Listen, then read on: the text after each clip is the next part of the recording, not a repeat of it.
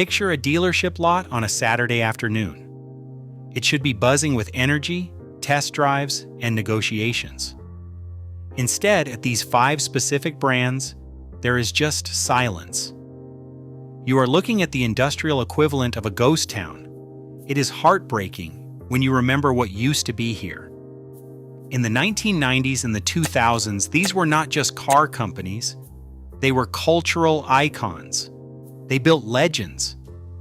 But today, their lineups are filled with generic, forgotten appliances. These brands are not just unlucky, they are victims of their own refusal to adapt. They stopped innovating, and now we are watching them go extinct in real time. To understand how a giant falls, you have to look at the first casualty, a company that traded its rally heritage for absolute obscurity. The fall of Mitsubishi is perhaps the most painful because they had everything. Think back to the Lancer Evolution. This was a machine that could embarrass a Ferrari on a back road. It had advanced all-wheel drive systems, active yaw control, and a turbocharged heart that enthusiasts would die for. It was the pinnacle of Japanese engineering. Today, that glory is gone. If you walk into a Mitsubishi showroom right now, you are greeted by the Mirage, a 3-cylinder economy box that feels like it belongs in 1995, and a collection of crossovers that are completely indistinguishable from traffic. The tragedy is perfectly summarized by the Eclipse Cross, a generic SUV wearing the corpse of a legendary sports car's name. The numbers tell a brutal story of retreat. We are not just talking about a slump in North America, this is a global collapse. In the early 2000s, Mitsubishi was a dominant force, selling hundreds of thousands of units. Today, their market share has evaporated. They have effectively pulled out of the UK and other key European markets, shrinking from a global powerhouse into a regional afterthought. The core problem is the innovation gap. While Toyota was perfecting hybrids and Hyundai was revolutionizing electric vehicle architecture, Mitsubishi sat on its hands. They had a head start with the Outlander PHEV, which was a pioneer in its segment. But then they did nothing. They let the competition catch up and pass them. Now you have a lineup running on ancient platforms and outdated powertrains that deliver mediocre fuel economy and zero excitement. This brings us to the pricing failure. You would expect a brand with lagging technology to compete on value, undercutting the big players. But Mitsubishi tries to charge mid-tier prices for budget-tier engineering. When you look at the sticker price of an Eclipse Cross and realize you could be driving a Mazda CX-5 or a Honda CR-V for similar money, the math just does not work. The value proposition is broken. Instead of fixing the cars, Mitsubishi changed the customer. They pivoted their entire strategy to target subprime borrowers. They became the brand you buy when nobody else will approve your loan. It was a desperate move to move metal, but it destroyed what was left of their reputation. They abandoned the enthusiasts who built their legacy to chase quick sales, and now they have run out of product. If Mitsubishi's fall was a slow retreat, Chrysler's situation feels more like a deliberate abandonment. To understand the magnitude of this collapse, you have to go back to the mid-2000s. Do you remember the Chrysler 300C? It was a cultural phenomenon. It was bold, unapologetically American, and it brought rear-wheel drive Hemi power back to the masses. It looked like a Bentley but cost as much as a Honda. And it gave the brand a swagger that Detroit had not seen in decades. The Imported from Detroit Super Bowl campaign was not just marketing, it felt like a declaration of war against the imports. But walk into a Chrysler dealership today and that swagger is gone. The showroom is practically empty. With the discontinuation of the 300 sedan, the brand has effectively been reduced to a single vehicle, the Pacifica minivan. You are looking at a historic American marquee that has been hollowed out to sell one wildly specific family hauler. It is a shocking state of affairs for a company that once defined American luxury. The root cause here is a catastrophic lack of research and development investment under the Stellantis umbrella. Stellantis owns 14 different car brands, and it is painfully obvious that Chrysler is not the favorite child. While Dodge got the Hellcats, and Jeep got the Wranglers and Grand Cherokees, Chrysler got nothing. They were left to wither on the vine. You can see this neglect in the sheer age of their engineering. For nearly 2 decades, the brand relied on the LX platform for the 300, which was derived from a Mercedes-Benz E-Class chassis from the late 90s. In an industry where a platform is considered old after 7 years, Chrysler was selling 20-year-old architecture as a new car. They refused to innovate, and the market punished them for it. As they sat stagnant, competitors flooded the segments Chrysler abandoned. When Chrysler stopped making competitive mid-size sedans and crossovers, Toyota, Honda, and Kia were happy to take those customers. The market share data is brutal. Chrysler has gone from being a volume pillar of the American auto industry to a niche player moving fewer units than some luxury boutique brands. And then there is the pricing strategy, which feels completely disconnected from reality. Despite offering aging technology and a badge that has lost its prestige, Chrysler attempts to charge premium prices. A fully loaded Pacifica can push past $60,000. At that price point, you are competing with established luxury SUVs from Germany and Japan that offer better badges, better warranties, and vastly superior engineering. They are asking you to pay top dollar for a brand that feels like it is going out of business. It is a classic case of trying to extract maximum profit from a dying asset rather than investing to save it. Leaving the industrial decay of Detroit, we cross the Atlantic to witness a very different kind of tragedy. Jaguar is arguably one of the most evocative names in automotive history. This is the brand of the E-Type, the car Enzo Ferrari called the most beautiful ever made. Even recently, they proved they still had the magic with the F-Type. When that car launched, it was a revelation, stunningly beautiful, loud, and visceral. It was the last gasp of true British sports car heritage. A machine that made you feel something. But passion does not show up on a balance sheet, and the sales charts for Jaguar are catastrophic. We are witnessing a volume collapse that makes the other brands on this list look healthy by comparison. In key markets, Jaguar sales have plummeted by over 50% in just a few years. They are barely a blip on the radar compared to BMW, Mercedes-Benz, or even Audi. The primary killer here is reliability. For decades, Jaguar has fought a reputation for poor build quality and electrical gremlins. In the modern era, under Tata Motors' ownership, they made strides to improve, but the stigma stuck. It was not just a stigma, it was reinforced by reality, often enough to scare away the buyers who actually have the money to buy new luxury cars. This created a vicious cycle. Because the market expects Jaguars to break, their resale value drops like a stone. When resale value is low, lease prices skyrocket because the leasing company has to cover that massive depreciation. In the luxury segment where the majority of new cars are leased, this is a death sentence. You end up in a situation where leasing a Jaguar F-Pace costs significantly more per month than a comparable BMW X3 or Porsche Macan, despite the Jaguar being objectively less valuable. Jaguar's response to this crisis has been a confused pricing strategy. They tried to move upmarket, positioning themselves as a tier above the Germans, closer to Bentley. But you cannot charge Bentley prices if you do not have Bentley quality.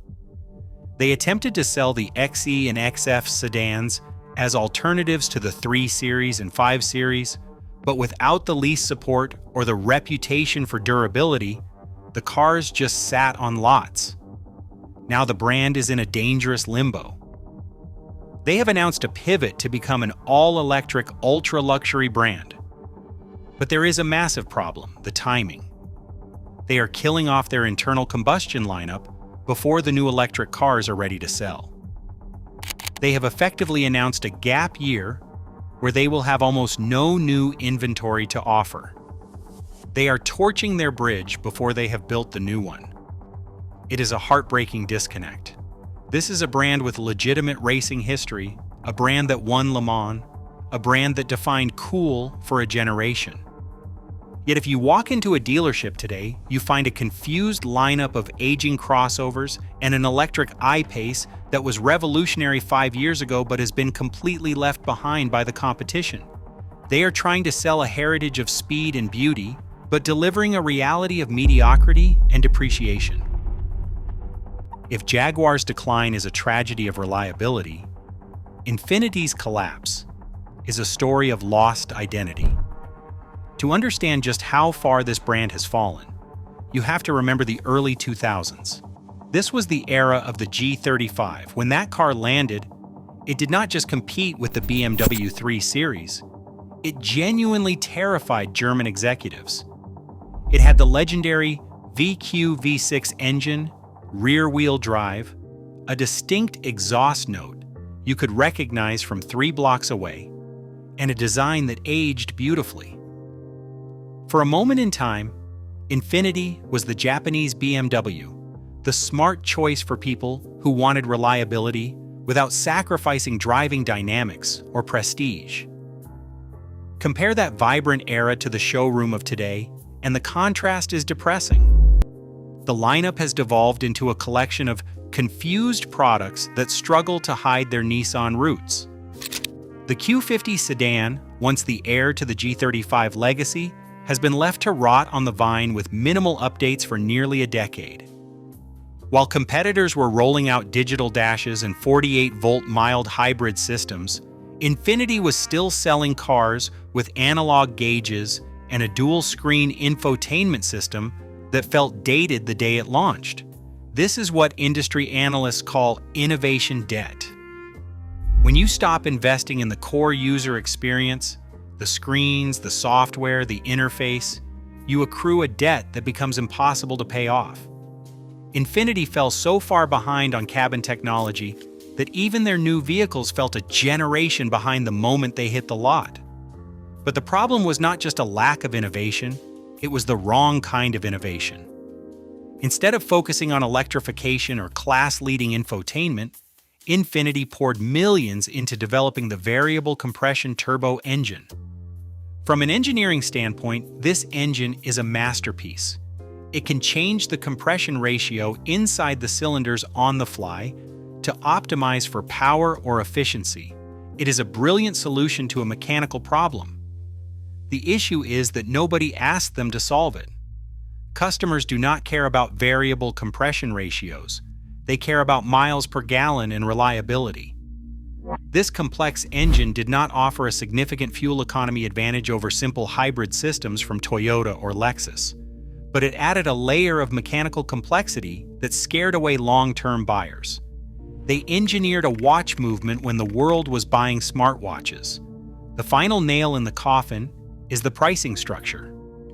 Infiniti demands manufacturer-suggested retail price level pricing for what are effectively Tier 2 interiors. When you sit inside a modern Infiniti, you see the Nissan switchgear, the hard plastics, and the outdated graphics. Yet the manufacturer-suggested retail price suggests it competes with Mercedes-Benz and Audi. The market has responded brutally. Genesis has completely eaten Infiniti's lunch, offering the style and rear-wheel drive performance that Infiniti abandoned, while Lexus continues to dominate the reliability sector. Infiniti is trapped in the middle, not special enough to be a desire brand, and not cheap enough to be a value brand. Finally, we arrive at the brand that breaks every car enthusiast's heart, Alfa Romeo. This is the hardest autopsy to perform, because unlike the other brands on this list, Alfa Romeo is currently making incredible cars. The Giulia is arguably the best driving sedan in its class, offering a steering feel and chassis balance that makes a BMW 3 Series feel numb by comparison. The Stelvio is an SUV that genuinely drives like a sports car. The soul that everyone talks about is real. You feel it the moment you grab the wheel. But as the sales charts prove, soul is not a business plan. The sales figures for Alfa Romeo in North America are statistically insignificant, often rounding errors compared to the volume moved by the German giants. You have to ask, if the cars are so good to drive, why is nobody buying them? The answer lies in the terrifying gap between the driving experience and the ownership experience. The Italian tax is real. The brand entered the modern market with the baggage of a decades-old reputation for unreliability, and unfortunately, the launch of the Giulia did little to dispel those fears. Early press cars had electrical issues, and forums filled up with stories of check engine lights on new vehicles. In the luxury segment, time is money. Buyers in this demographic simply do not have the patience for a car that spends weeks in the service bay, no matter how beautifully it steers. This problem is compounded by a dealership network that is woefully inadequate for a premium marque. In many regions, Alfa Romeos are sold alongside Dodge and Jeep products. Walking through a showroom filled with Chargers and Wranglers to buy a $50,000 Italian luxury sedan destroys the premium illusion. The service experience often matches that mass market environment rather than the white glove treatment you get at a Lexus or Porsche dealer. Furthermore, Alfa Romeo has completely stalled on critical innovation. While the driving dynamics are world-class, the rest of the package is lagging. The interior quality, while stylish, lacks the solid, vault-like feel of an Audi. The driver assistance systems and electrification efforts have been slow to materialize. The new Tonale is a step toward hybridization, but it is effectively a rebadged Dodge Hornet with a prettier face. It feels like a compliance car rather than a brand savior. The pricing strategy is the final disconnect.